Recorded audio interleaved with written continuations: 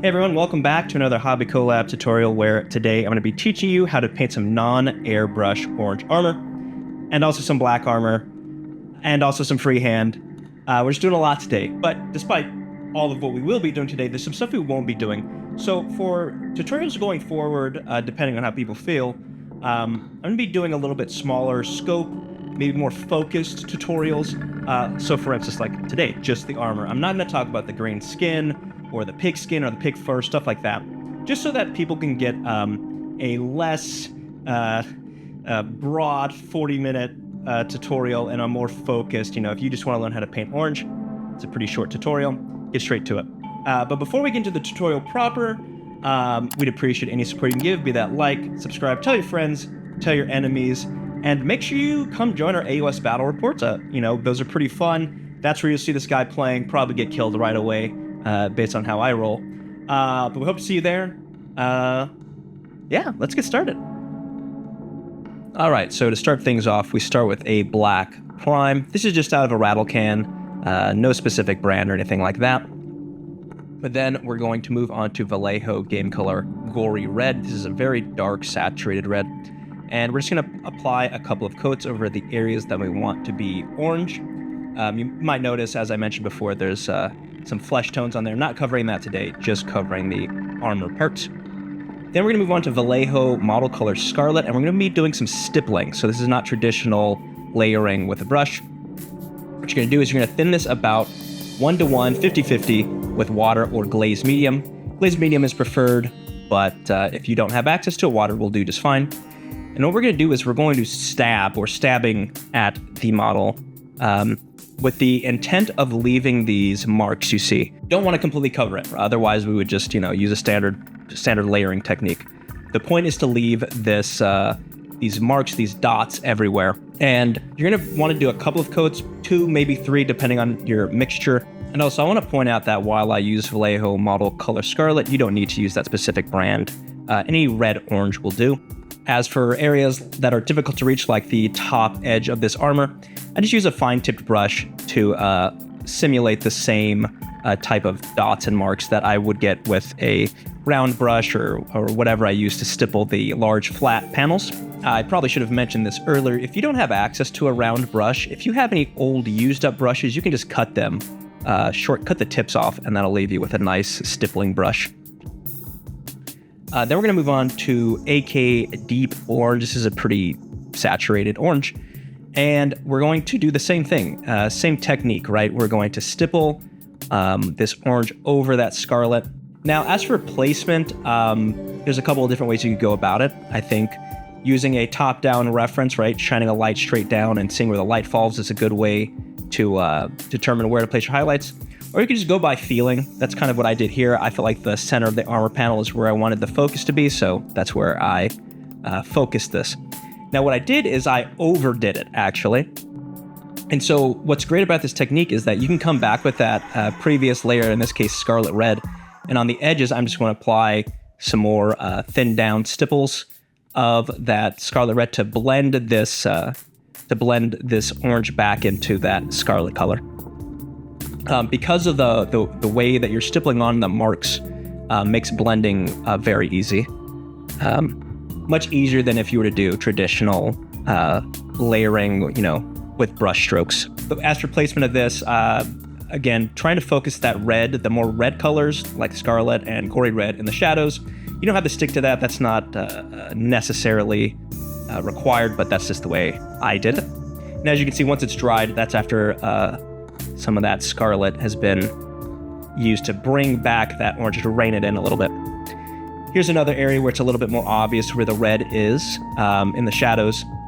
And we aren't finished yet with the orange. We're going to be moving on to Pro Acryl Orange.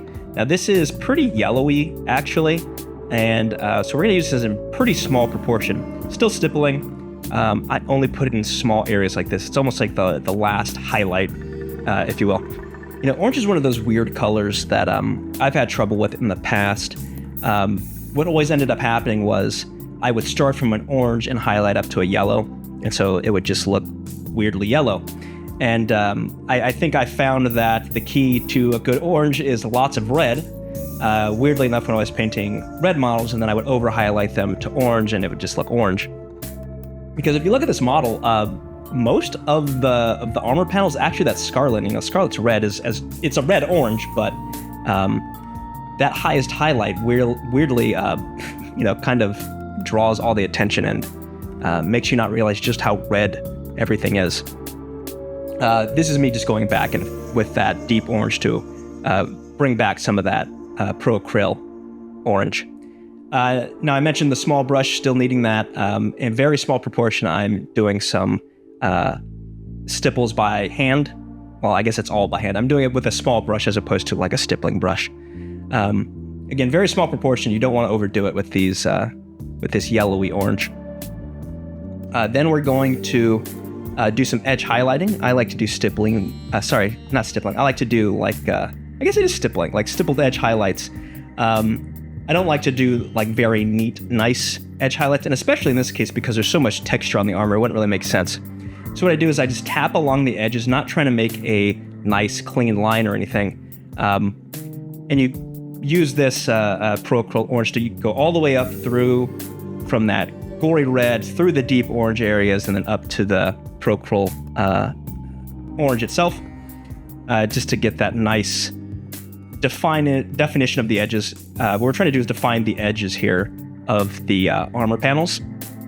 It's really, in my opinion, what the point of edge highlighting is. You know, you do want to do this across the entirety of the model. It's also a good opportunity to do some light battle damage. Looks a bit like scratches, which again plays into this textured armor that I think fits orcs very well, or orcs, I guess. All right, now we're going to move on to the black armor. We're going to be using the same techniques. We start with scale color petroleum gray. This is a very dark purplish gray, or maybe a little blue gray. Actually, I'm going to talk about the color choice here and highlighting black. I'm going to be using some grays that have a fair amount of blue in them. And the reason that is because the complementary color to orange is blue. Now I'm not doing a saturated blue, right? We have a saturated orange, so I'm going to be using a desaturated blue to highlight this black. And you know, with this paint scheme, it wasn't something I had planned out. I just needed to get it done. So I guess I'm kind of revealing my process here. The next step, we're going to do a 1-to-1 mix of scale color, petroleum gray, and Vallejo dark gray. And glaze medium, of course. Same technique, using focusing the highlights on the center and the edges that would reflect light the most. But you know, my thinking was, all right, I know I want orange to be the main color. What's the complementary color? How can I work that into the scheme without it being just an orange and blue scheme? So you know, you also have this high contrast of black and orange, right? It's very saturated in your face color with black, which is like pretty much the most boring color there is, right? There's not much going on there. And then we move, sorry, before I continue, we're gonna add French Mirage Blue, which is actually quite great, but has some blue in it, hence the name. And we're gonna use this as the final stippling highlight. So yeah, that's really what I wanted to do with the scheme, is to focus on high contrast. I mean, that's kind of how I do all my paint jobs, is, you know, I focus on the main color and then try to see how I can work complementary colors into other parts of the model without it being just a complementary color scheme, complementary color scheme. This is me working back some of that gray with Vallejo model color black in the same manner that we did with the reds and oranges. This is pure French Mirage Blue. This is how I do the edge highlights here. I initially started with the mix, but I felt like it wasn't popping enough. So pure French Mirage Blue, doing these, you know, stipply edge highlights to make it look like it's a little scratched, worn, battle damaged around the edges of this black armor. Speaking of contrast, you know, hey, what's the highest contrast color with black? It's going to be white. So for freehand, we're starting some freehand. I'm going to be doing some checkerboard here to show off how I go about it. If you're doing something like orcs or, you know, any really destruction race, I feel like you can just kind of wing it in terms of checkerboard. You know, the orcs aren't going to be measuring it out. Why should you?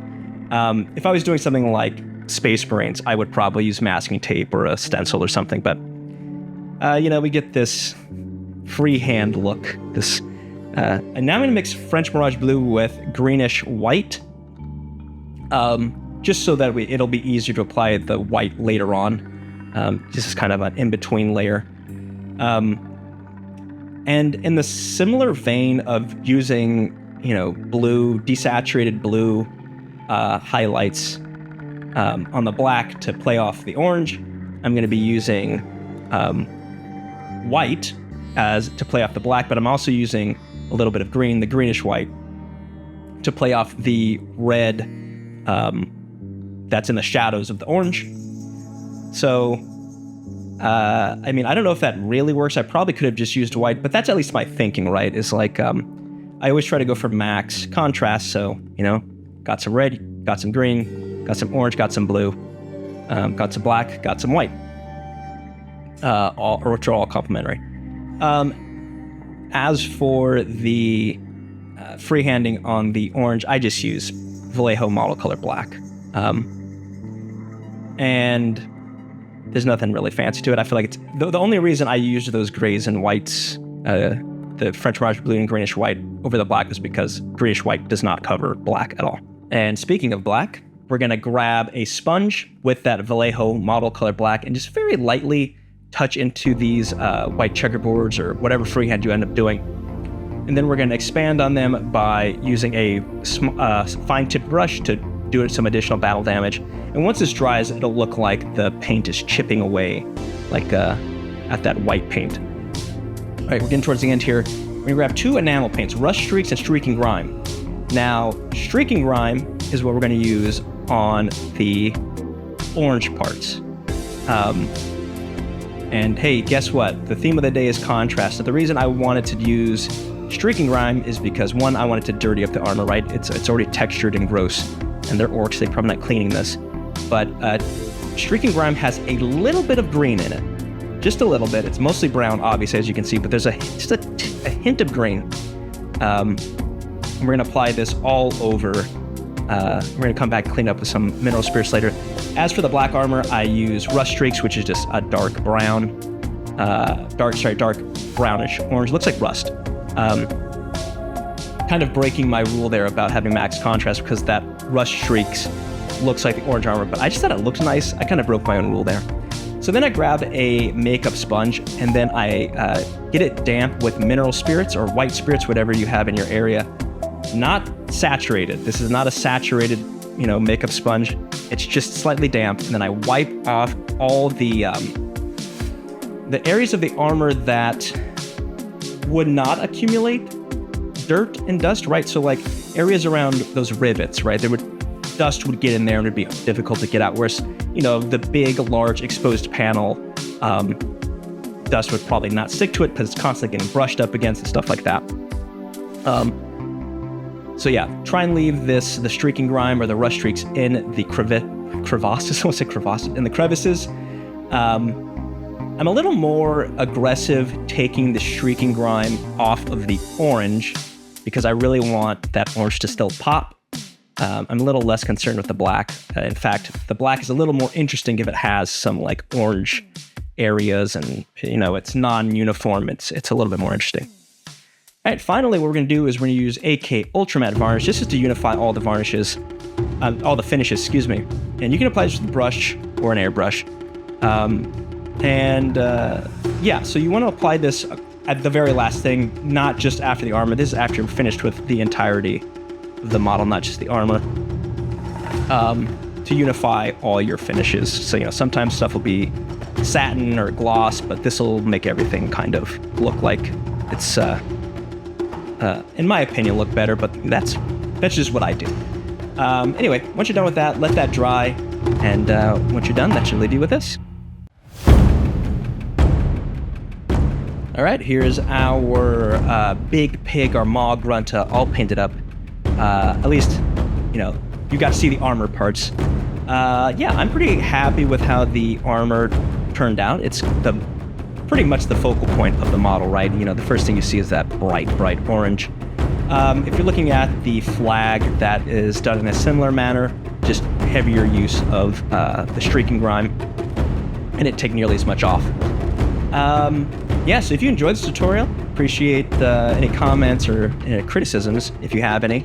Upcoming, we're going to be covering the skin, both on the pig, on the orc as well. The fur also, you might notice this is a Kit Bash model. I'll probably put that out as well if people want to know how I did it.